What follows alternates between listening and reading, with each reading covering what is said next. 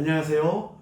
오늘 말씀 묵상은 시편 74편 1절부터 11절까지 말씀으로 2월 20일 매일 성경 주일 본문입니다.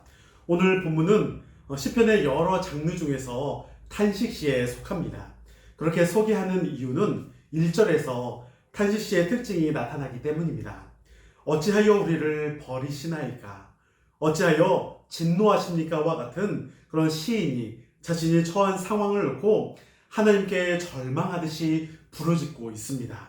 그럼 무엇 때문에 시인은 하나님께 이렇게 부르짖고 있을까요? 이는 뒤에서 살펴보겠지만 예루살렘이 함락되고 성전이 파괴된 현실을 놓고 시인은 아파하고 있습니다. 그래서 시편 74편의 배경이 되는 부분은 일반적으로 학자들이 바벨론에 의해 예루살렘이 멸망을 당했던 시기로 보고 있습니다. 그렇다면 오늘 본문이 우리에게 말하고 싶은 것은 무엇일지 살펴보도록 하겠습니다. 첫 번째, 우선 그리스도인은 어떤 상황이든 하나님께 마음을 토로하고 기도해야 합니다. 왜냐하면 그 목소리를 듣는 분도 하나님이시요 또 하나님은 우리의 주권자이시기 때문입니다. 시인은 하나님께서 자기 백성을 버리셨다는 탄식으로 1절을 시작했습니다. 또 3절을 보면 원수가 성전에서 모든 악을 행했다라고 말하고 고발하고 있습니다. 이는 악한 자들이 하나님의 양들을 공격하고 있는데 왜 하나님께서 그냥 보고만 계시는지에 대해 묻는 또 따지듯이 말하고 있는 내용입니다. 하지만 그들이 고난을 당하는 것은 하나님의 잘못이 아닙니다. 오히려 이스라엘이 범죄했기 때문에 그렇습니다. 물론 하나님의 임재의 상징이자 장소인 성전이 무너지는 것은 안타까운 일입니다. 하지만 그렇다고 하나님이 무너지는 것은 절대 아닙니다. 중요한 것은 그러한 어려운 때일수록 더욱 하나님을 찾으며 자신을 돌아봐야 한다는 것입니다. 왜냐하면 흥하게 하는 이도 또한 망하게 하는 이도 하나님이시기 때문입니다. 우리의 주권은 모든 것은 하나님께 달려있기 때문입니다. 우리의 삶도 마찬가지입니다. 좋은 일이 있기도 하지만 힘든 일, 슬픈 일, 또한 안타까운 상황도 우리 가운데는 너무나 많습니다. 그럴 때일수록 우리도 더 기도해야 합니다. 모든 것이 하나님의 주권 가운데 있음을 인정하며 하나님의 뜻을 알기 위해 기도해야 합니다. 그러면서 나의 연약함, 나의 부족함을 발견하고 전적으로 내가 할 수 없음을 깨닫고 하나님만을 신뢰하는 그 바로 한 가지가 우리 가운데 필요하다는 사실을 기억하시기를 소망합니다. 두 번째로 시인은 하나님께서 해결하실 것을 믿고 기도하며 기다려야 합니다. 현재 예루살렘이 함락되고 성전이 무너지는 경험을 놓고 시인은 4절부터 8절에 걸쳐서 이렇게 표현하고 있습니다. 4절에서는 자기들의 표적을 표적으로 삼았다라고 말하고 있습니다. 이는 자신들의 깃발을 성전에 꽂은 바벨론의 타락한 또한 악한 모습을 보여주고 있습니다. 또한 5절 가운데 도끼를 들어 살림을 베었다라고 말하고 있습니다. 이는 벌목하듯이 사람을 죽이고 파괴하는 바벨론 군대의 엄청난 모습을 또한 나타내고 있습니다. 6절 가운데는 도끼와 철퇴로 성소를 부순다라고 말하고 있고 7절부터 8절까지는 성소와 회당을 불사르고 있는 모습도 나타나고 있습니다. 이러한 잔혹하고 무자비한 행동을 바벨론 군대의 악행 그 모습을 볼 수가 있습니다. 이를 놓고 시인은 고발하고 있는 것이죠. 그런데 이보다 더 심각한 문제가 있습니다. 그것은 무엇이냐면 바로 뒤에 나타나는 9절의 말씀입니다. 9절 말씀을 제가 읽어보겠습니다. 우리의 표적은 보이지 아니하며 선지자도 더 이상 없으며 이런 일이 얼마나 오래일는지 우리 중에 아는 자도 없나이다. 아멘.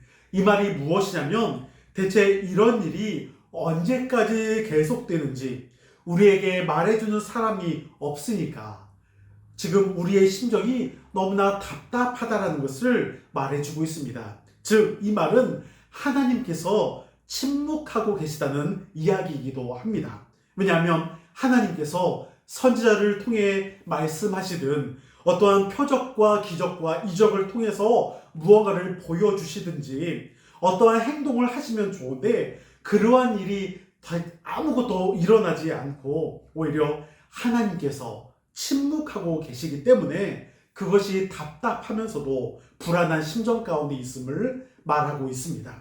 이런 일은 현재 고난을 당하는 이스라엘뿐만이 아니라 우리에게서도 종종 나타나는 일입니다. 우리 가운데 문제와 어려운 상황이 있을 때 그리스도인들도 고민하게 됩니다.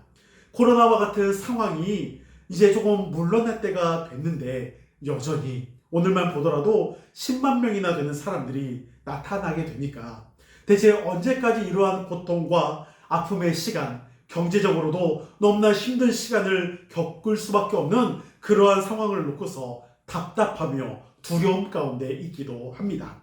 대체 하나님께서 계신다고 하는데 하나님 왜 이것을 그냥 가만히 놔두고 계십니까? 왜 침묵하고 계십니까? 하나님께서 빨리 회복의 때를 열어주셔야 하지 않습니까? 라고 우리도 기도하며 고민하게 됩니다. 그래서 오늘 시인은 이러한 상황에서 이렇게 말하고 있습니다. 11절 말씀 제가 읽어보겠습니다. 주께서 어찌하여 주의 손, 곧 주의 오른손을 거두시나이까? 주의 품에서 손을 빼내시어 그들을 멸하소서. 손을 거두신다는 것은 가만히 계신다는 것이고 빼내신다는 것은 하나님께서 저 원수들을 심판해 달라는 것입니다. 즉 답답한 상황이 언제까지일지 알 수 없지만 시인은 그래도 이 모든 상황을 해결하실 분은 하나님 한 분이심을 믿기에 하나님의 때를 내가 기다리겠다라고 말하고 있습니다. 이는 전적으로 하나님만을 신뢰하겠다라는 표현입니다. 물론 앞에서 하나님 앞에 간절히 호소하는 그의 목소리가 불평과 불만과 원망의 목소리처럼 들려질지 모릅니다. 하지만 시인은 하나님의 능력을 의심하지 않습니다. 왜냐하면 하나님께서 그 팔을 빼내시어 하나님의 뜻을 일으키실 것을 기대하고 기다리겠다라고 말하고 있기 때문에 하나님의 능력을 의심하는 것이 아닙니다. 오히려 하나님께서 이제 적극적으로 이 상황에 개입하셔서 해결해 주시기를 간절히 호소하고 있는 모습입니다. 앞에서 말한 것처럼 우리의 상황도 늘 답답합니다. 두려움 가운데 있습니다. 그렇게 우리는 하나님을 신뢰하며 하나님 앞에 맡길 수밖에 없습니다. 원수에 대한 심판도 하나님께서 하실 일이기에 내 손으로 할 수 없음을 고백합니다. 내가 행할 때 그것은 곧 죄 가운데 있게 되기 때문입니다. 그러기에 하나님의 그 능력을 신뢰하며 우리의 주권자 되시는 하나님께서 행하실 것을 기도하고 기다리며 또 함께 있어야 하는 것이 바로 우리의 모습입니다. 우리도 분명 지금 내 앞에 처해진 상황, 현실이 어떻게 되는지 알 수 없습니다. 그러기에 지금 내게 주어진 상황을 놓고 우리는 기도할 수밖에 없습니다. 또한 하나님의 말씀을 묵상하며 그 말씀이 어떻게 인도하는지를 우리는 따를 수밖에 없습니다. 전적으로 하나님이 우리의 주권자 되시기 때문입니다. 그 하나님만을 오늘도 우리가 함께 믿고 신뢰하는 저와 여러분들이 되길 간절히 소망합니다. 감사합니다.